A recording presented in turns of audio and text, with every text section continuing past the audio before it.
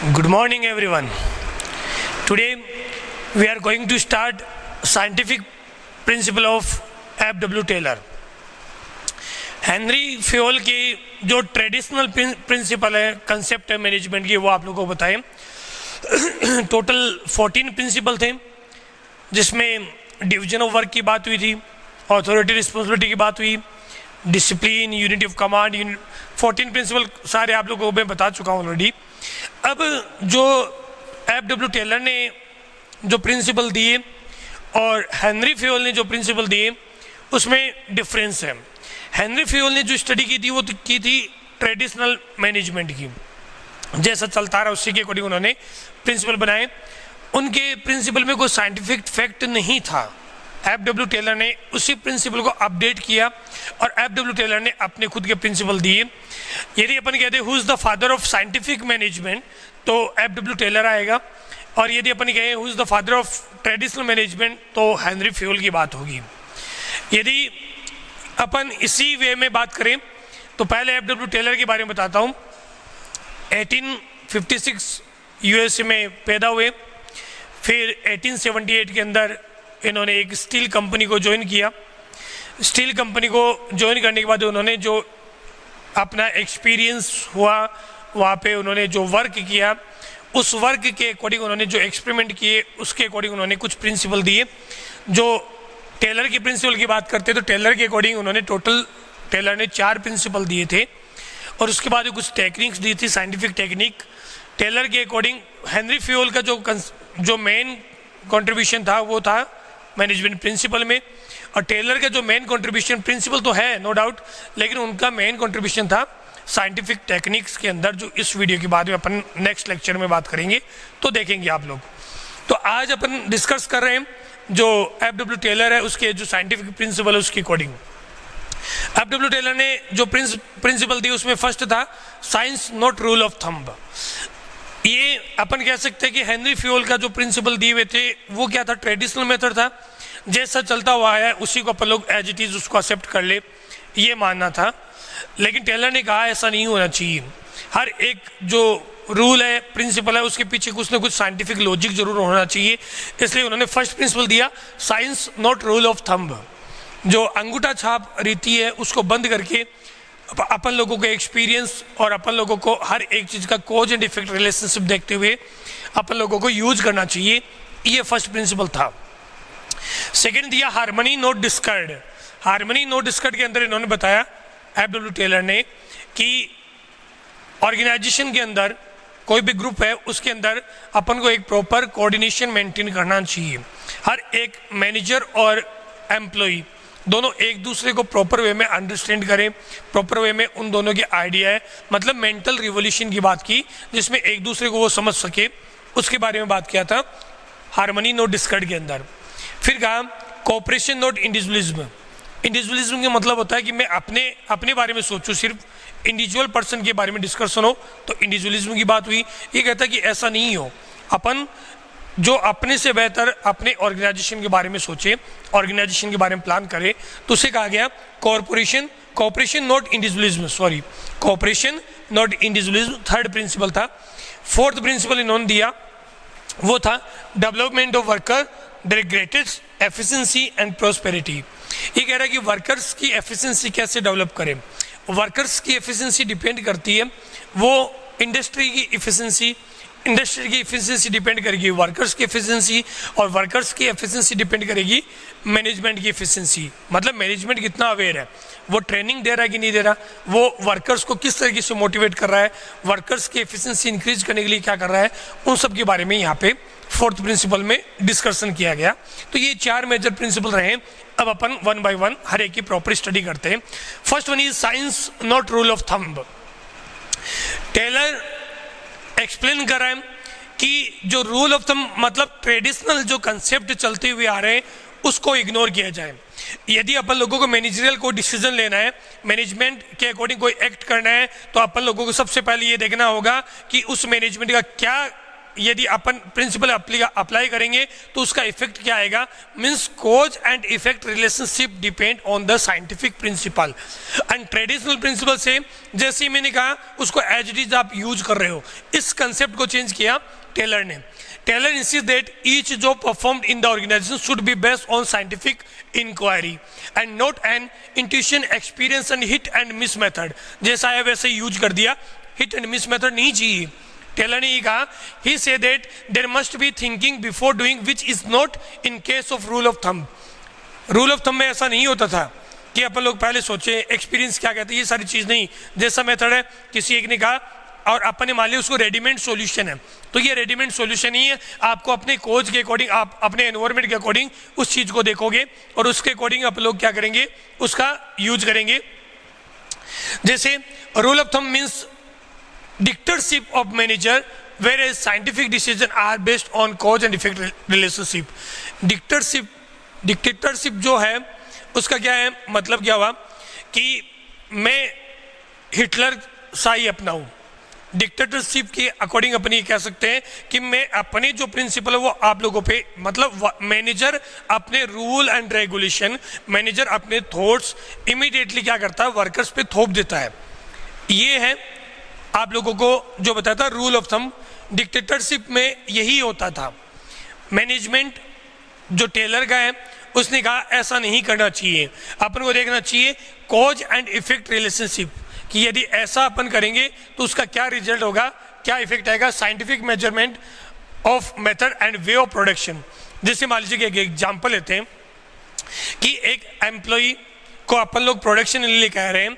अपन लोगों ने देखा कि एम्प्लॉय ए, बी और सी है, तीनों के लिए अपन ने देखा कि ए पर डे का 15 यूनिट प्रोडक्शन कर रहा है, बी 20 यूनिट का प्रोडक्शन कर रहा है, सी 30 कर रहा है। अब मैं ये 30 यूनिट को स्टैंडर्ड मान के सबको 30 यूनिट का प्रोडक्शन दे दूं कि आप सबको 30 यूनिट का प्रोडक्शन ही करना है, तो गलत है। हो सकता है कि सी की एफिशिएंसी ज़्यादा हो, या हो सकता है कि सी उस पर्टिकुलर डे में ही वो चीज़ कर पाया हो, बाकी परफॉर्मेंस नहीं आ पाए। तो एक्चुअल परफॉर्मेंस जो होती है, अब मैं प्रोडक्शन की बात कर रहा हूं यहाँ पे, तो अपन लोग इसको देखेंगे कि रियल में क्या प्रोडक्शन हो सकता है क्या 30 यूनिट का, क्या 30 यूनिट की प्रोडक्शन के अकॉर्डिंग अपने पास में हर एक चीज़ अवेलेबल है कि नहीं है। क्या मैनेजर जो एम्प्लॉय पे स्टैंडर्ड टाइम या स्टैंडर्ड प्रोडक्शन डिसाइड कर रहा है क्या वो सही है कि नहीं है। ये सारी चीज़ उनसे कंसल्ट करके उसको देखकर साइंटिफिकली ये चीज़ पॉसिबल है कि नहीं है। मुझे मान लीजिएगा टारगेट दे दिया गया स्कूल की तरफ से कि हर एक स्टूडेंट के 90% मार्क्स आनी चाहिए क्लास के अंदर, क्या पॉसिबल है? नहीं है। इसका मतलब क्या हुआ कि उन्होंने रूल ऑफ थंब अपनाया है, एज इट इज थोप दिया गया, लेकिन ये चीज़ पॉसिबल नहीं है, तो मैं उसके पीछे एफर्ट्स भी नहीं करूँगा। मैं सोचूंगा कि इसका रिजल्ट तो आने वाला नहीं है, तो फिर मैं क्यों एफर्ट्स करूँ, इसलिए मैं उसको धीरे धीरे इग्नोर करने की कोशिश करूँगा। मैं उस वे में जितना मेरा बेस्ट हो सकता है वो भी नहीं कर सकता, या हो सकता है कि उसको मैं अपने माइंड पे हावी कर लूँ और उसके बाद वर्क करना चाहूँ तो वैसे कंप्लीट नहीं होगा। जैसे मोस्टली क्या करते हैं स्टूडेंट, एग्जाम टाइम पर पहले स्टडी नहीं करते, फिर वो एग्जाम टाइम पर एक साथ में वो सारी स्टडी करना चाहते हैं, उनके पास माइंड पे बर्डन बन जाता है, फिर वो जो अपना बेस्ट दे सकते हैं, मतलब जितना % वो तैयार कर सकते थे वो भी नहीं होता। इसका नेगेटिव इफेक्ट आता है। तो टेलर ने ये कहा कि अपन को देखना चाहिए कि प्रॉपर प्रोडक्शन कितना हो सकता है, उसी के अकॉर्डिंग अपन लोगों को आगे डिसीजन लेना चाहिए, वो स्टैंडर्ड टाइम होना चाहिए। इसका एक छोटा सा एग्जाम्पल आप लोग एग्जाम में दे सको, इसलिए मैंने इसके अंदर हिंट में रखी है। हर एक नॉर्मल जो वर्क्स नोट्स वगैरह तैयार करोगे उसके अकॉर्डिंग, तो स्टैंडर्ड टाइम फॉर प्रोडक्शन, जब स्टैंडर्ड टाइम प्रोडक्शन के लिए डिसाइड करो उस टाइम पर वर्कर्स का सजेशन ले, वर्कर्स की कैपेबिलिटी देखें, वर्कर्स की एफिशिएंसी देखें और जो पॉसिबल है वो टारगेट मिले। मुझे यदि ये कहा जाए कि हर एक स्टूडेंट के 60% मार्क्स हैं और 25%, 30% या 50% स्टूडेंट को 90 में लेकर जाओ, 50% 90, रिमेनिंग जो स्टूडेंट रह गए उनका 20% या 25% 80 और रिमेनिंग जो रह गया वो 70 फिर 60, इस तरीके से कुछ रखा जाए तो भले ही टारगेट अचीव हो सकता है। मतलब एक स्टैंडर्ड टारगेट मिलना चाहिए जो अचीवेबल हो, तब पॉसिबल है। तो यही पॉइंट था कि कॉज एंड इफेक्ट रिलेशनशिप, मतलब scientific decision are based on cause and effect relationship and scientific measurement of the method and way of production, कि जो मेथड अपन यूज कर रहे हैं प्रोडक्शन का, क्या वो मेथड सही है, क्या साइंटिफिकली वो अपन जो कर रहे हैं वो सही है कि नहीं है, और प्रोडक्शन का जो मेथड यूज कर रहे हैं क्या वो सही है कि नहीं है। मतलब जो इस चीज़ को अपन इम्प्लीमेंट करने जा रहे हैं क्या साइंटिफिकली उसका कोज और इफेक्ट क्या आना चाहिए वो तो देखना चाहिए। मैं हर एक एम्प्लॉय पे थोप दिया कि आप सबको 30 यूनिट का प्रोडक्शन करके देना है, लेकिन नहीं हो सकता, एक भी एम्प्लॉय उस टारगेट को अचीव नहीं कर पा रहा है, तो क्या वो चीज़ सही है? मतलब अपन लोगों ने जो टारगेट रखा है वही गलत रखा है, फिर अचीवमेंट कैसे हो सकता है? ये पॉइंट इसने कहा गया। फर्स्ट पॉइंट था science not rule of thumb. Second है हार्मनी नॉट डिस्कार्ड। हार्मनी मतलब सामंजस्य बनाना। हार्मनी का मतलब क्या है कि जो एम्प्लॉय और जो एम्प्लॉयर है, मतलब वर्कर है और मैनेजर है, वो एक दूसरे को कोऑपरेट करें, एक दूसरे के माइंड को, एक दूसरे के एटीट्यूड को समझे। यहाँ पर मेजर जो वर्ड है वो है मेंटल रिवोल्यूशन। देखिएगा, Taylor insist that there is need for both the group to change. Both the group का मतलब एम्प्लॉयर और एम्प्लॉय की बात हो रहा है। Both the groups of change their attitude for each other. Attitude change करने की जरूरत है, एक दूसरे को समझने की जरूरत है। हर एक एम्प्लॉय एम्प्लॉयर के बारे में सोचे और हर एक एम्प्लॉयर एम्प्लॉय के बारे में सोचे। He insists on mental revolution. Mental revolution का मतलब क्या है कि यहाँ पर एक दूसरे का माइंड में जो एटीट्यूड है उसी को चेंज करने की जरूरत है। मैं एम्प्लॉयर के बेनिफिट के बारे में बात करूं और एम्प्लॉयर मेरे बेनिफिट के बारे में बात करें, एक दूसरे को सपोर्ट करें, इस चीज़ की बात कही गई है यहाँ पे।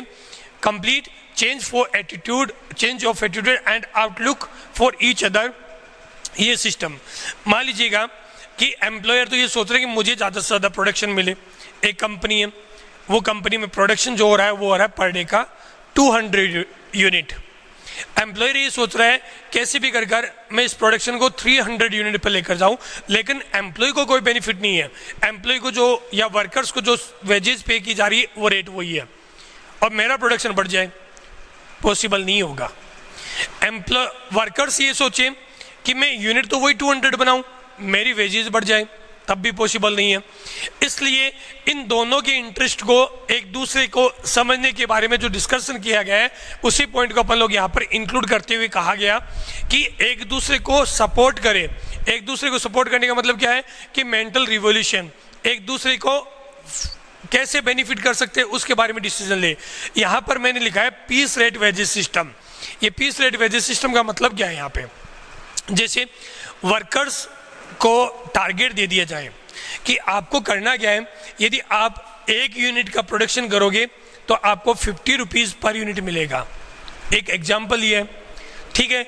यदि किसी एक एम्प्लॉय ने कोई प्रोडक्शन नहीं किया तो मतलब there is no wages, production भी नहीं और वेजेज भी नहीं मिली। यदि किसी एक ने 10 यूनिट का प्रोडक्शन किया तो उसकी वेजेज कितनी होगी? 500। मतलब पीस रेट, जितना प्रोडक्शन होगा उतना वेजेज होगा। अब इसका बेनिफिट क्या हो सकता है इस सिस्टम का? जैसे मान लीजिएगा मैंने ये रखा कि मैं 1 यूनिट का प्रोडक्शन कर रहा हूँ, मेरी वेजेज कितनी बनी? 50 रुपीज़। मतलब ऑर्गेनाइजेशन पहले हर एक को मान लो 500 की वेजेज दे रहा था, मैंने कोई प्रोडक्शन नहीं किया, उनको वेजेज नहीं देनी पड़ रही, ठीक है। मैंने 10 यूनिट का प्रोडक्शन किया, मेरी 500। अब एक मेरा ही जो पर्सन मेरे साथ में मेरा फ्रेंड वर्क कर रहा है, उसने क्या किया, उसने 15 यूनिट का या 20 यूनिट का प्रोडक्शन किया। अब पर यूनिट क्या है? 50 रुपीज़। उसने प्रोडक्शन कितना किया? 20 यूनिट का। मतलब वो ज़्यादा मेहनत कर रहा है तो उसकी वेजेज भी ज़्यादा होनी चाहिए, तो वो क्या करेगा? 20 × 50 मतलब 1000 रुपीज़ उसकी वेजेज बनी। अब इससे बेनिफिट क्या हुआ? जो ज़्यादा मेहनत करेगा उसकी वेजेज इंक्रीज होगी, मतलब एम्प्लॉय का इंटरेस्ट सेटिस्फाई होगा, और एम्प्लॉयर का ज़्यादा वेजेज दे रहा है तो प्रोडक्शन इंक्रीज होगा। हर एक एम्प्लॉय के माइंड में ये रहेगा मैं ज़्यादा से ज़्यादा प्रोडक्शन करूं और ज़्यादा से ज़्यादा अपना आउटपुट दूं। आउटपुट ज़्यादा मिलेगा, ऑर्गेनाइजेशन को बेनिफिट और एम्प्लॉय को भी, मतलब वर्कर को भी बेनिफिट होगा। ये सिस्टम है, उसको अपन लोगों ने कहा harmony not discard. Harmony not discard include the change in the attitude of employer and workers, change in the attitude of both the group. First group is management, second group of workers. ये point कहा गया। इसके major answer में mental revolution की बात कही। Mental revolution का मतलब है एटीट्यूड चेंज करना एक दूसरे को लेकर, तो ये सेकंड प्रिंसिपल था। थर्ड है cooperation not individualism. Cooperation not individualism की यदि अपन बात करते हैं तो इसके अंदर अपन लोग बात कर सकते हैं कि नंबर 1 ये हार्मनी नॉट डिस्कर्ड वाला जो पॉइंट दिया है उसका एडवांस है, यानी उस प्रिंसिपल को यदि अपन और इंक्रीज कर दे तो ये पॉइंट बनेगा, हार्मनी नॉट डिस्कर्ड को अपन इंक्रीज कर दे तो बनेगा पॉइंट कोऑपरेशन नॉट इंडिविजुअलिज्म। इसके अंदर अपन ये कह सकते हैं कि जहां पर वर्कर क्या करते हैं, एक इंडिविजुअल बेनिफिट की बात करेंगे या जहां पर मैनेजमेंट इंडिविजुअल बेनिफिट की बात करेगा तो फिर सेटिस्फाई नहीं हो सकता। एक दूसरे को कोऑपरेट करें, इंडिविजुअलिज्म को लेकर नहीं चले, वर्कर्स एक दूसरे को सपोर्ट करें।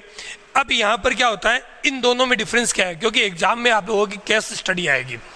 केस स्टडी में क्या होता है, जहां सजेशन की बात करता है मैं मैनेजमेंट, मैं टारगेट डिसाइड कर रहा हूं वर्कर्स का।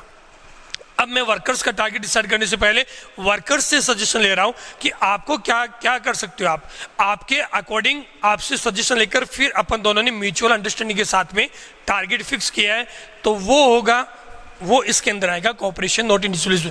इसमें और इन दोनों में एक माइनर सा डिफरेंस है, यदि सजेशन वर्कर से लिया जा रहा है तो अपन लोग कोऑपरेशन नॉट इंडिविजुअलिज्म में इंक्लूड करेंगे, और यदि कोई सजेशन नहीं लिया जा रहा तो फिर अपन लोग इसको हार्मनी नॉट डिस्कर्ड में इंक्लूड करेंगे, क्योंकि मेंटल रिवोल्यूशन इसमें भी है। देखिएगा क्या है इसके अंदर, this principle is the extension of harmony not discard. बताया था अभी आप लोगों को, इसका एडवांस, यदि हार्मनी नॉट डिस्कर्ड को अपन एडवांस में कहें तो वो क्या होगा, cooperation not individualism. According to this principle worker must be carried on in cooperation which each other. Workers एक दूसरे से कोऑपरेट करते हुए वर्क करेंगे with mutual confidence and understanding for each other. एक दूसरे को प्रॉपर वे में समझे, यहाँ मैनेजमेंट की भी बात हो रही है और वर्कर्स आपस में भी बात हो रही है। एक दूसरे को प्रॉपर वे में देखें, समझें और एक दूसरे को हेल्प करें।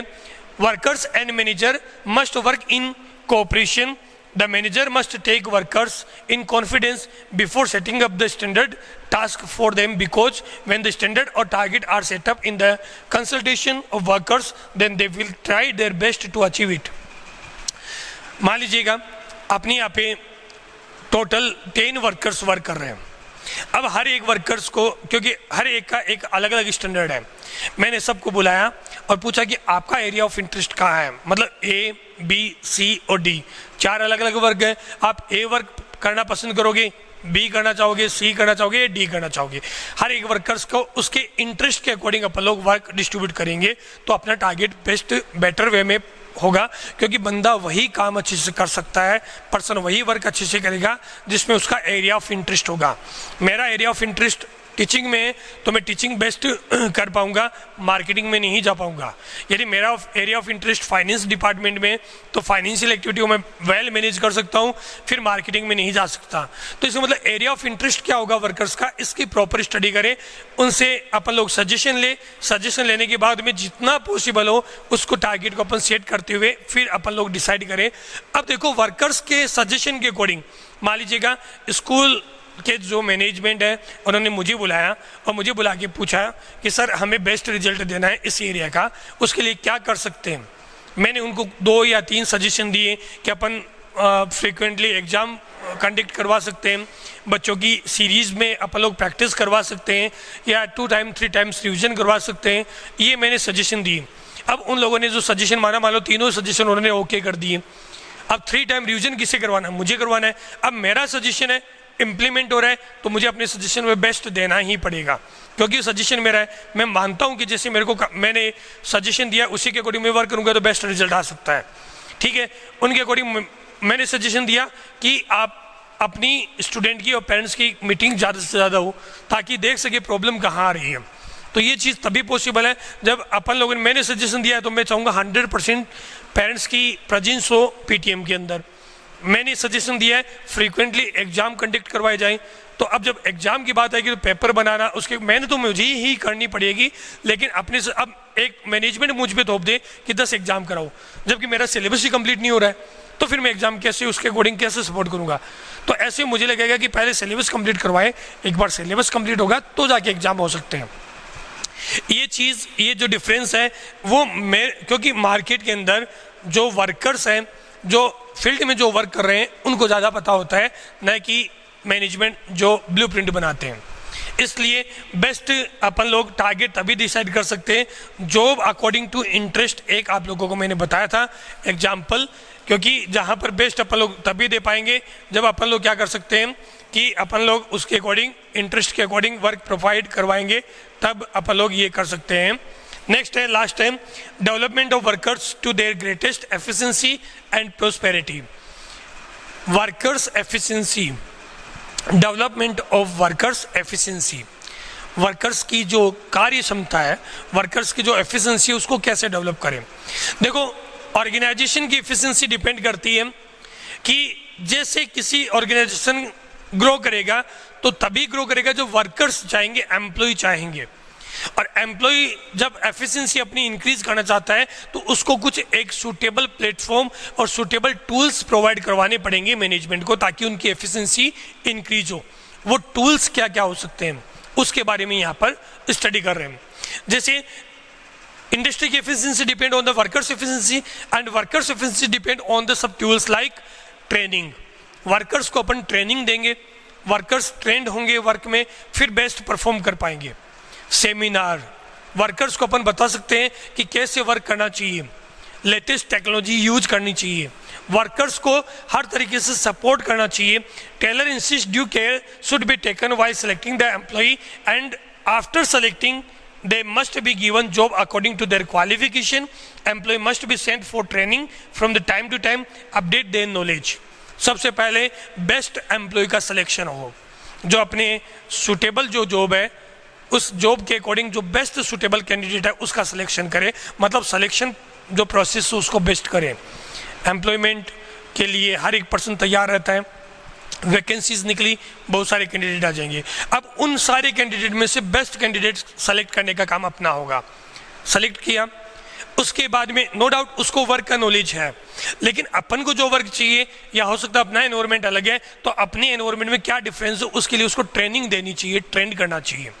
ट्रेनिंग दी, ट्रेंड हुआ, उसके बाद में टाइम टू टाइम सेमिनार वगैरह, क्या हो सकता है कि जो पसंद है लोगों की वो चेंज हो रही है, उसके अकॉर्डिंग अपन को प्रोडक्ट की क्वालिटी में चेंज करना पड़े, प्रोडक्ट की जो डिमांड है वो चेंज हो रही है तो उसके अकॉर्डिंग फैशन डिजाइन के अकॉर्डिंग हर एक चीज़ को चेंज करना पड़ता है।